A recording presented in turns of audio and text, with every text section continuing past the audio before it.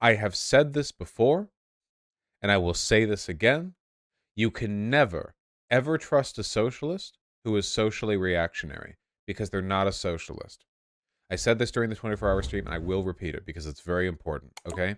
There are people who imagine that there's this kind of, like, magical, like, blue-collar, reactionary, socialist, sympathetic proletariat type, where, oh, you know, they're not going to get the trans stuff, but they're fundamentally sympathetic to the working class. Listen, this is not as much a thing as people pretend it is, okay? It seriously isn't. There's a reason why historically socialist theorists and activists have been really progressive for their time.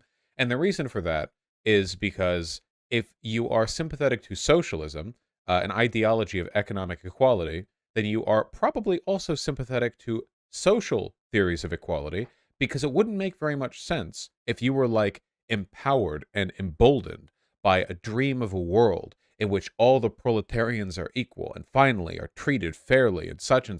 And then you're like, oh yeah, but women, Jews, black people, homosexual, transsexual, blah blah blah blah blah. Oh yeah, no no no no no no no no no no no. See, that just doesn't.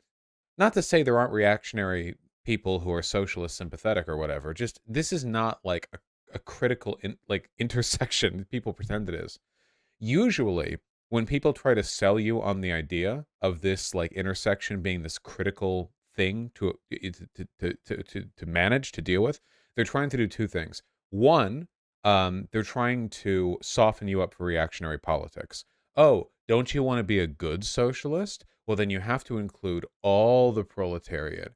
You can't just, like, only have the woke Western progressive proletariat. That's not solidarity enough, you know?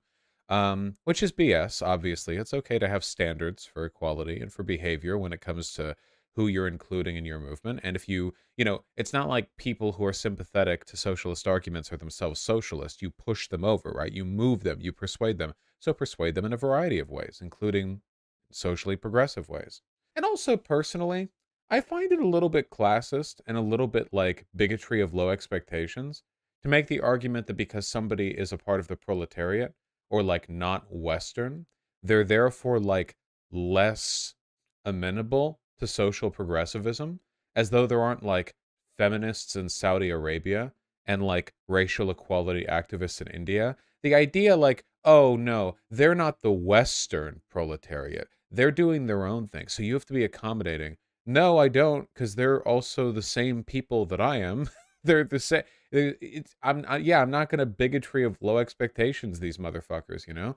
I think it's okay to fight for socialism within the means of a country. Like, if there was a socialist movement in Saudi Arabia, I wouldn't, like, give up on it if they weren't, like, radically pro-trans or whatever. You know, obviously you can make an effort to be, to understand progress in time. Um, but there's a difference between that and, like, actively apologizing for reactionary politics.